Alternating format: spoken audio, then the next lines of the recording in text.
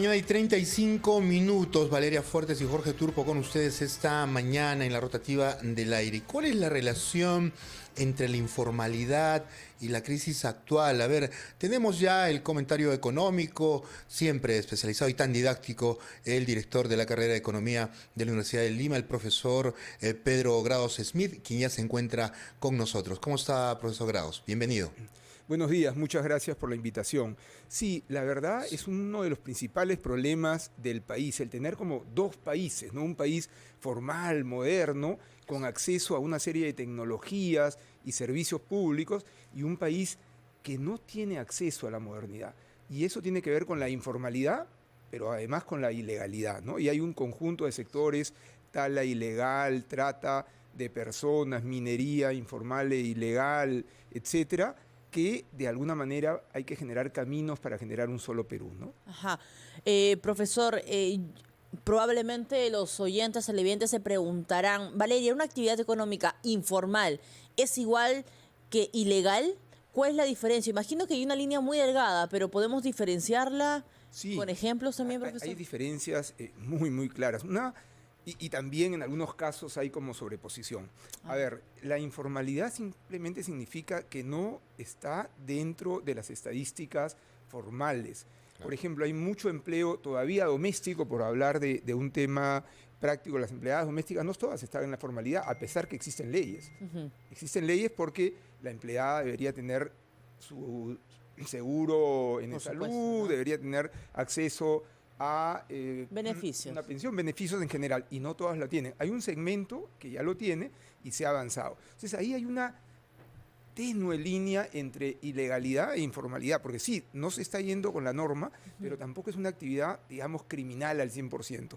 Mucha de la agricultura en la sierra es informal, pero no es ilegal. Es decir, no está registrada, no tiene acceso a la tecnología, pero no es ilegal.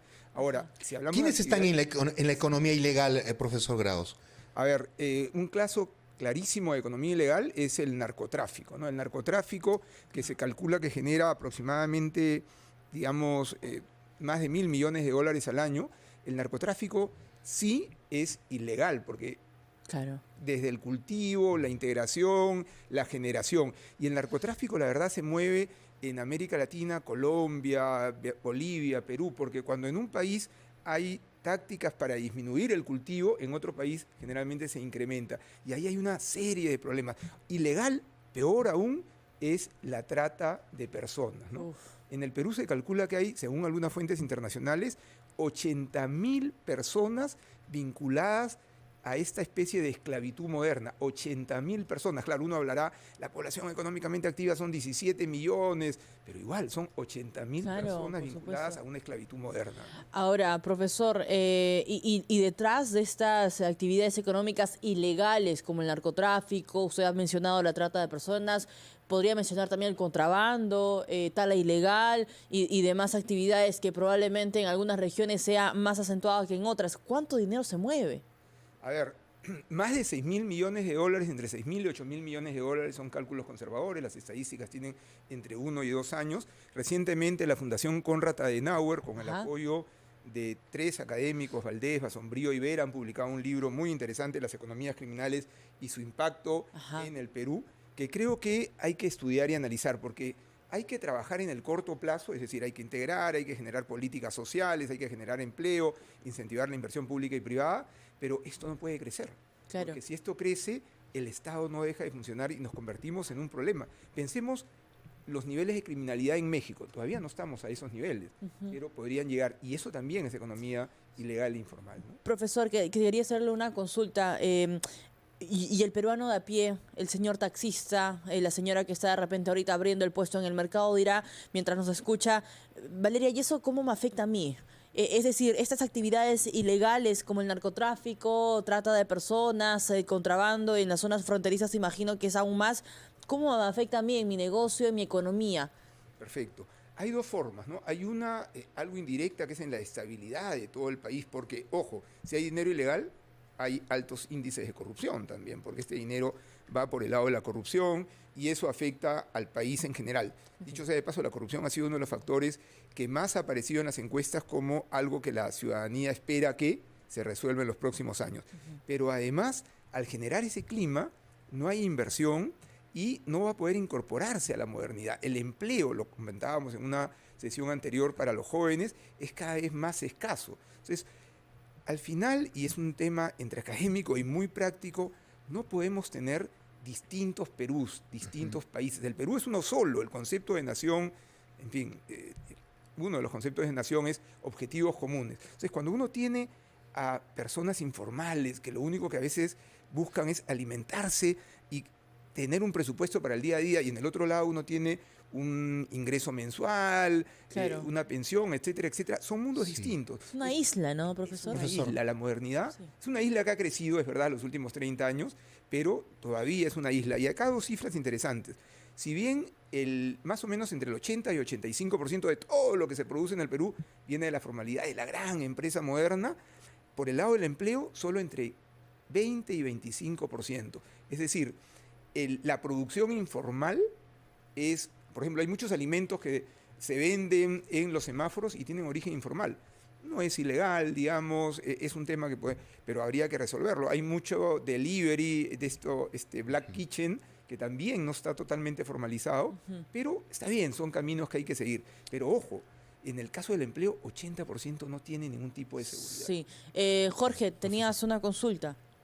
Sí, profesor. A ver, de lo que usted está indicando, podemos colegir en todo caso de que hay tres tipos de economía, digamos. La economía formal, que, bueno, tribute y está, digamos, y reconocida. La informal, a la que usted también le ha explicado bien. Y la ilegal, o sea, podemos colegir que hay tres tipos de economía. ¿Y cuál es, digamos, el interés? ¿Se puede... cabe el análisis, profesor, de que, digamos, la economía formal tiene representantes políticos y demás, hay una actividad de apoyo y demás. La informal también tiene representantes, digamos, pero la ilegal, en estas condiciones, ¿usted cree que parte del conflicto que se ha dado es porque esa economía ilegal pretende también tener representantes formales en los grupos, en el Congreso, en actividad política, y eso también afecta? A ver, es una pregunta de difícil respuesta, digamos, ¿no? Yo creo que la economía informal tiene algunos representantes y en buena hora, y la economía ilegal, más que representantes, tiene mecanismos para tratar de obtener beneficios.